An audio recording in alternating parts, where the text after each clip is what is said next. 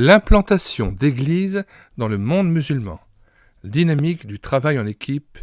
Greg Livingstone. Édition Emmaüs et Frontiers. Collection Mission. Ouvrage paru en 1999. Lecture de la 4e de couverture. Les peuples non atteints dans le monde musulman constituent actuellement sur le plan mondial le plus grand défi missionnaire pour l'Église de Jésus-Christ. Greg Livingstone est directeur de Frontiers, la mission avec laquelle travaillent la plupart des missionnaires parmi les musulmans, plus de 700 dans le monde. Il a présenté en 1990 à l'université de Biola, aux États-Unis, une thèse de doctorat ayant pour thème l'implantation d'églises dans les villes musulmanes. Il est convaincu que les connaissances et les expériences pratiques qu'il a amassées seront une aide précieuse pour les missionnaires qui ont entrepris de travailler parmi les musulmans. Les églises fondées par les équipes de Frontiers depuis la création de cette mission en 1982 sont un gage encourageant d'une action encore plus importante du Dieu Tout-Puissant dans l'avenir.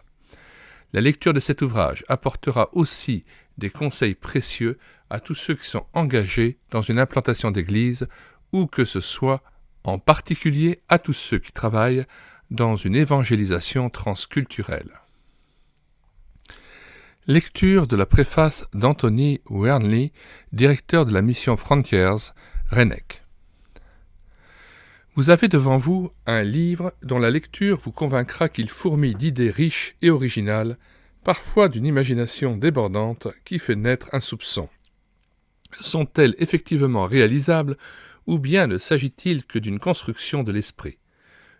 Je connais personnellement Greg Livingstone depuis plus d'une quinzaine d'années. Après ma première rencontre avec lui, j'avais un peu le même soupçon. Tout cela sonnait très bien, presque trop bien pour être vrai, et je me disais que ces idées émanaient probablement de la « cuisine californienne » entre guillemets, mais que pour des occidentaux européens, elles n'étaient guère utilisables, sans parler du monde musulman. Cependant, plus je m'occupe intensivement des idées et des conceptions de vie de nous autres occidentaux et de celles des chrétiens sur le plan mondial, et plus je réfléchis aux défis majeurs que l'islam lance à l'Église chrétienne, plus je suis convaincu d'une chose. Nous devrions essayer toutes les formules, même celles qui n'ont qu'une chance minime de réussite, pour faire parvenir l'évangile libérateur aux hommes et aux femmes asservies par l'islam. Or, depuis plus de 15 ans, la création d'églises dans le monde musulman a dépassé le stade expérimental. Ce n'est plus un simple désir ni un slogan néo-impérialiste, mais une réalité. Dans tout le monde musulman, nous assistons à la création d'églises parmi des ethnies islamiques non atteintes par l'Évangile. Chers lecteurs, chères lectrices, je souhaite que ce livre vous inspire et vous encourage à oser penser et entreprendre ce qui vous paraît inhabituel, étrange et peut-être, de votre point de vue, irréaliste. Ne pourrions-nous pas offrir à Dieu, en cette matière, une chance de démontrer qu'il tient ce qu'il promet ? Nous savons qu'il bâtit son Église et que les portes de l'enfer ne prévaudront pas contre elle.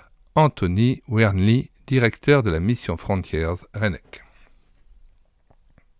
Nous mettons dans les commentaires de cette vidéo le plan de cet ouvrage, mais aussi et surtout le lien de téléchargement gratuit.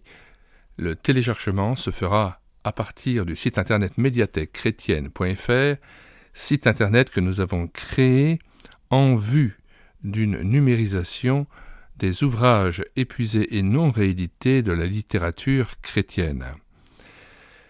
C'est pourquoi nous vous conseillons de vous rendre sur le site internet médiathèquechrétienne.fr afin de voir les dizaines d'auteurs et les centaines d'ouvrages que nous avons déjà numérisés afin de les mettre à votre disposition.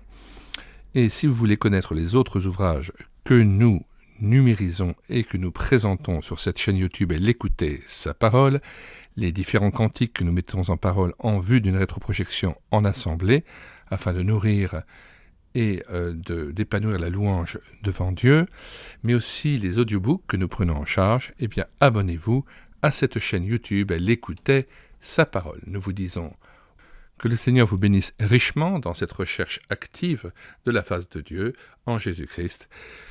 Nous vous disons au revoir et à bientôt.